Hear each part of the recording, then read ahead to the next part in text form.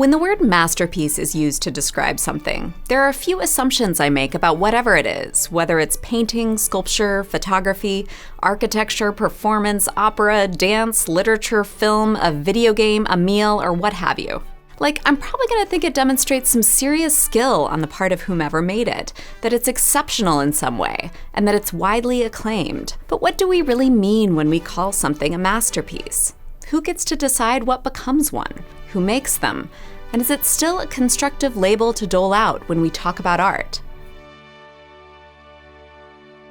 In its original use, a masterpiece was a thing you made to demonstrate mastery. Starting in late 13th century France, artisans in a variety of fields would create a chef d'oeuvre, or a work that proved their competence in the eyes of a guild and allowed them to take on apprentices. It didn't need to be amazing, though. That idea seemed to come along at some point in the 1500s in Europe, during the Italian Renaissance, when guilds started placing more emphasis on virtuosity. A masterpiece now needed to show not just quality, but extraordinary quality. The term was often applied to architecture, but it served a number of fields. In England, guilds referred to some works as proof pieces, and reserved masterpiece mostly for painting and sculpture. In some Christian cultures, the concept of a masterpiece became entwined with the divine.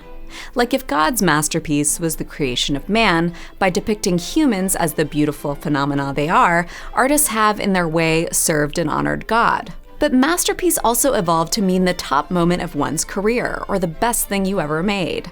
Magnum opus, Latin for great work, entered English usage in the late 1700s and meant this exactly. A thing you made might not be a masterpiece when you compare it to, let's say, Rembrandt's The Night Watch, but it might be your masterpiece when compared to all the other stuff you've made. It's when we think about the relativity of masterpieces, though, that the topic gets interesting.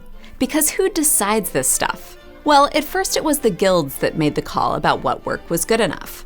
But then we really have the field of art history to blame. The person often considered art history's founder was Giorgio Vasari, who wrote the 1550 book The Lives of the Most Excellent Painters, Sculptors, and Architects, which, as you might guess, is a compilation of biographies of the Italian artists and architects whom Vasari considered the most important. Vasari's intention was, in a translation of his words, to distinguish the better from the good and the best from the better. And that book was hugely influential, creating a blueprint for how art and artists would be talked about for some time.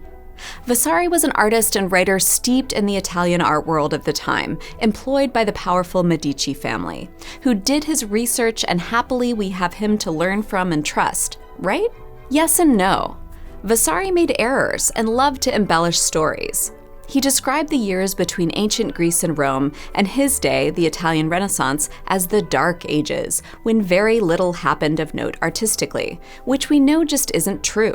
He also had favorites among the artists, as anybody would, that colored his view. Vasari's book formed what's been called a canon of artists of his time, that is, a best of or greatest hits list of the artists and artworks and movements that have been vetted by experts and, according to those experts, deserve to be preserved in history. The idea of a canon in art history or in literature or in many fields has been heavily critiqued, and for good reason. Canons leave people out. They're biased. They're created by those with the power to publish and distribute and influence. The word canon comes from Latin and means standard or measuring rod.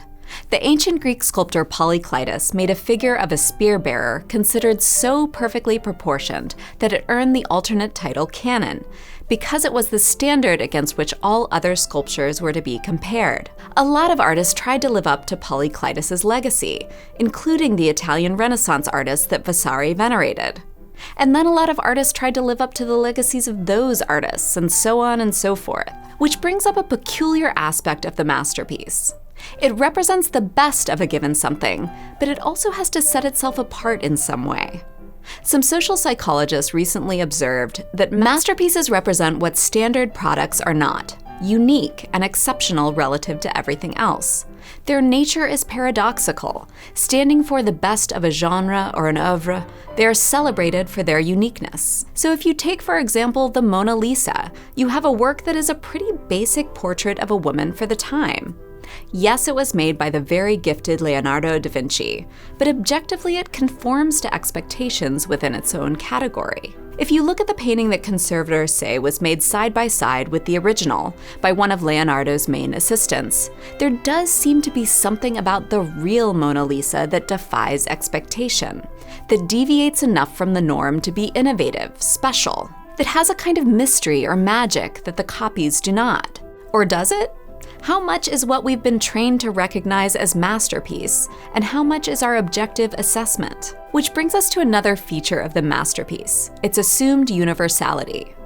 Baked into the idea is that it doesn't matter who's looking at it, the masterpiece transcends geographic and cultural boundaries and should be recognizable as being of superb quality by pretty much any human being. Calling something a masterpiece is a way of validating it, saying that it's not a matter of opinion. It's good. Case closed. We can all accept this and move on. And that's part of what we love about art, right?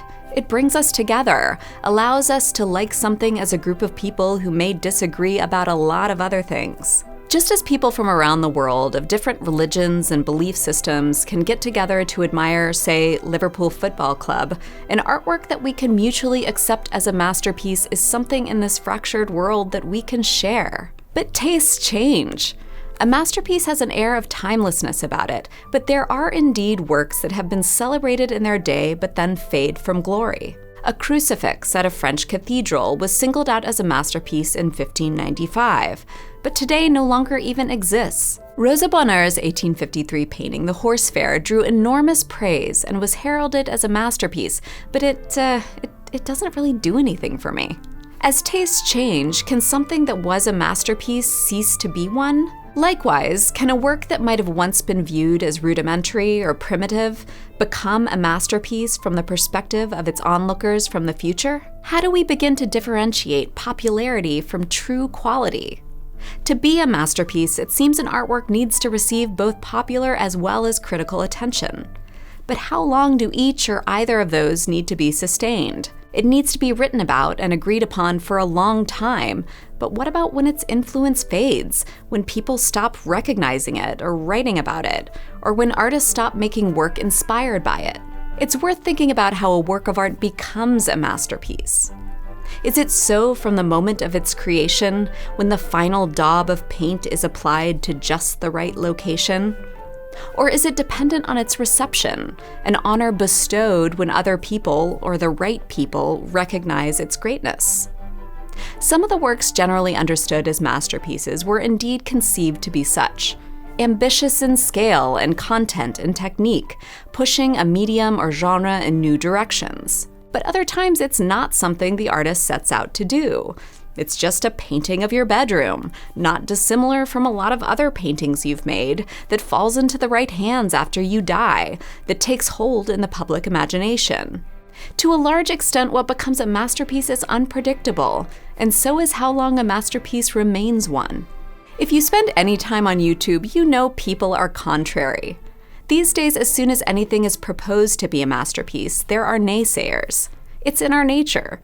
The cycle of acceptance and rejection may happen faster today, but the impulse to question old norms and propose new ones has been around for a long time. The moniker of masterpiece may help protect against our fickle human nature.